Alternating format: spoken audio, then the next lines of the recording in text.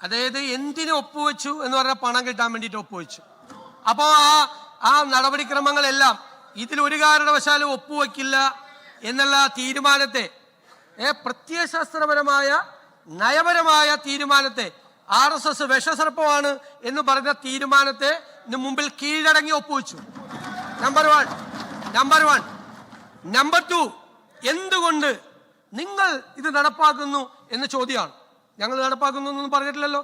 നിങ്ങൾ പറഞ്ഞത് എന്റെ രണ്ടാമത്തെ ചോദ്യം, എന്തുകൊണ്ട് ഇത് ഞങ്ങൾ ഇനി നടപ്പാക്കില്ല എന്ന് പറഞ്ഞിട്ട് ഒരു കത്ത് കൊടുത്തില്ല 8 മാസമായിട്ട്? രണ്ടും ചെയ്തില്ല. ഒപ്പുവെക്കുകയും ചെയ്തു, നടപ്പാക്കില്ല എന്ന് പറഞ്ഞ് കത്തും കൊടുത്തില്ല. നിങ്ങളൊരു സബ് കമ്മിറ്റിയെ വെച്ചു. ഞങ്ങൾ എന്താ ചെയ്തത്? ഞങ്ങളും ഒരു സബ് കമ്മിറ്റിയെ വെച്ചു. ഞങ്ങൾ മന്ത്രിമാരുടെ സബ് കമ്മിറ്റിയെ വെച്ചു. ആ മന്ത്രിമാരുടെ സബ് കമ്മിറ്റിയെ വെച്ചിട്ട് ഞങ്ങൾ തീരുമാനമെടുക്കും. ഞങ്ങളുടെ തീരുമാനം എന്താ? കരിക്കുലം ഫ്രീഡത്തിൽ തൊടാൻ സമ്മതിക്കില്ല.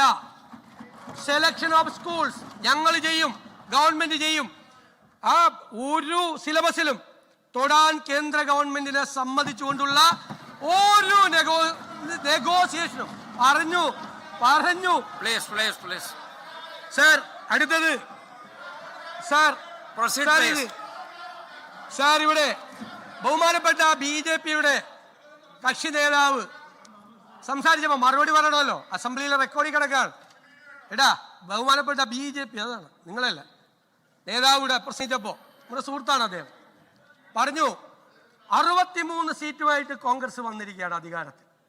63 സീറ്റ്. ഇത് തമ്മിത്തല്ലി പിളരും, പുതിയ കേരള കോൺഗ്രസ് ഉണ്ടാവും എന്നൊക്കെ പറഞ്ഞു. ശരി, 3 നേതാക്കന്മാരാണ് നിങ്ങൾ ജയിച്ചു വന്നത്. നിങ്ങൾ 3 പേരും തമ്മിൽ നല്ല യോജിപ്പാണല്ലോ അല്ലേ? 2 സീനിയർ നേതാക്കന്മാര്, ഒരാൾ 2ാമത്തെ ബെഞ്ചിലും ഒരാൾ 3ാമത്തെ ബെഞ്ചിലും ഇരുത്തിയിട്ടാണ് അങ്ങ് വന്ന് മുൻസീറ്റിലിരിക്കുന്നത്. ഭയങ്കര യോജിപ്പായതുകൊണ്ടാണല്ലോ, ആണല്ലോ. Yes sir. പിന്നെ CPM, കോൺഗ്രസിൽ ഭയങ്കര മുഖ്യമന്ത്രി തർക്കമാണ്, കോൺഗ്രസിൽ ഭയങ്കര പ്രശ്നമാണ്. സാർ, ഞങ്ങൾ ഗവൺമെന്റായിട്ട് പോവാണ്. അതൊക്കെ ഉണ്ടാവും, ജനാധിപത്യ പാർട്ടികളിൽ അതൊക്കെ ഉണ്ടാവും. അർഹതപ്പെട്ട ഇഷ്ടംപോലെ ആളുകൾ ഇതിനകത്തുണ്ട്. എന്നേക്കാൾ അർഹതയുള്ള ആളുകളുണ്ട്. ഞാനായെന്ന് മാത്രമേ ഉള്ളൂ. മനസ്സിലായില്ല? അതൊക്കെ നടക്കും ജനാധിപത്യ പാർട്ടി. നിങ്ങളുടെ പാർട്ടിയിൽ CPM-ൽ എല്ലാം ശാന്തമാണല്ലോ അല്ലേ? എന്താണ് തെരഞ്ഞെടുപ്പ് കഴിഞ്ഞിട്ട് നടക്കുന്ന കാര്യങ്ങൾ? സാർ, ഞാൻ പ്രതിപക്ഷ നേതാവായി വന്ന് കസേരയിൽ ഇരുന്നപ്പോൾ എന്നെ ആരും ചോദ്യം ചെയ്തില്ല. പാർട്ടിയിൽ പ്രതിപക്ഷ നേതാവിനെയും പാർട്ടി സെക്രട്ടറിയെയും പാർട്ടിയിലെ അണികളും നേതാക്കന്മാരും ചോദ്യം ചെയ്യാണ് നേതൃത്വത്തെ, അല്ലെ നിങ്ങളുടെ പാർട്ടിയിൽ?